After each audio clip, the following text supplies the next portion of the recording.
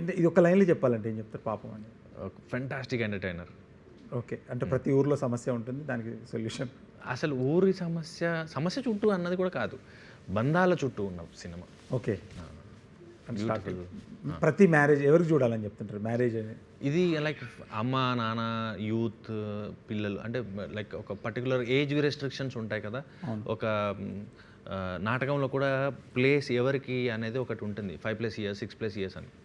So ఇది నాకు తెలిసినంత వరకు యూబయ్యే ఇస్తారని అనుకుంటున్నాను నేను.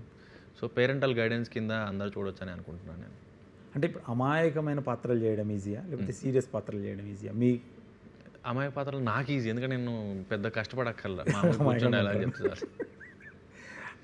మీకు ఎవరైనా డిస్టర్బ్ చేసిన కామెంట్ ఏముంటుంది మామూలుగా? అంటే మీకు ఇంతకుముందు ఫస్ట్లో మసూదా టైంలో కొంతమంది అదే హిట్ అయినా కానీ కొంతమంది తప్పుగా బిగినింగ్లో మసూదా రిలీజ్ అయిన కొత్తలో వీడి హీరోయిన్ రా అన్న కమెంట్ కొంచెం ఇబ్బంది పడ్డాను బిగినింగ్ కాబట్టి.